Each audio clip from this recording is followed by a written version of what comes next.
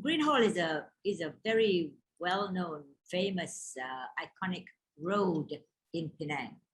They have the convent there. Convent Light Street, just a boundary to this actor studio, Greenhall. And there was not much to design about this space because it's a shop lot, and we used it as what it could offer us. So we built a little control area, just a little bit above the seating, and we have a stage kind of thing. It was an elevated stage. Yeah, and the seating that we had created. Little brown chairs. Yeah.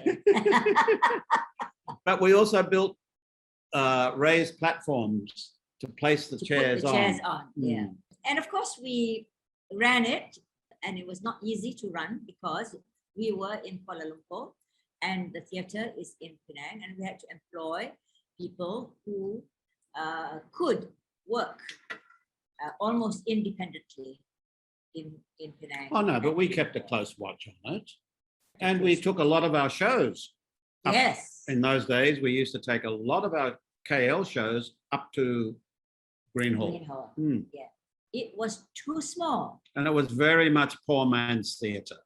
It was too small to succeed, to become anything that Penang theatre, not just theatre goers, also theatre makers, the theatre groups in Penang. I mean, if you had 3 or 4 black boxes on the stage as a set, that would be considered a very big set. Yes. Or a bench. Wow, you have a bench on the stage. What a great set. We struggled on at the actor studio at Greenhall. We loved it, nevertheless. Actually, most of the shows that were put on there were shows from KL that we would take up from KL. Very few homegrown theatre was made at the actor studio Greenhall. It was more like a satellite outlet. There was a Mark Beau De Silva. And there was also a young man who loved anime.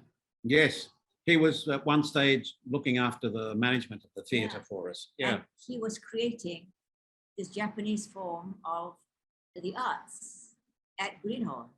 Yeah. I mean, fascinating, really.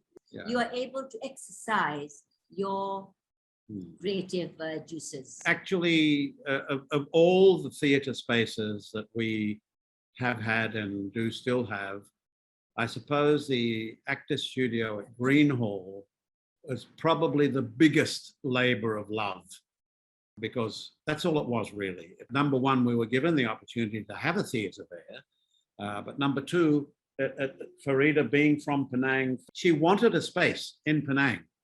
You know, she wanted a theatre space in Penang so that we could perform there. And perform there we did. We used to drive up and take our actors. At one stage, I remember Patrick Teo, Edwin Sumun, Gavin Yap. You know, all the big names. All the big names, you know, and we would drive around Penang. In my yellow monster. Storm. Yeah, like and all of us would pack at the back of the sit in the back of the Storm. To go and makan. Yes. And I mean, it was, you know, it was just wonderful. And we would stay in the most interesting of hotels. It was more an eating exercise, you know. So the actor studio Greenhall was a labor of love. That lasted 8 years. But we had to give it up because we just couldn't afford it. There were people like Aida Redza, yes, who came out from there, besides Mark Beau De Silva. There were people like Noise Theatre, which is a Chinese theatre group. Also people from University Science Penang, who also came and used our little space. Not because they didn't have their own, they had their own, but because Greenhall presented itself in a slightly different way, in a crazy way, in a quirky way.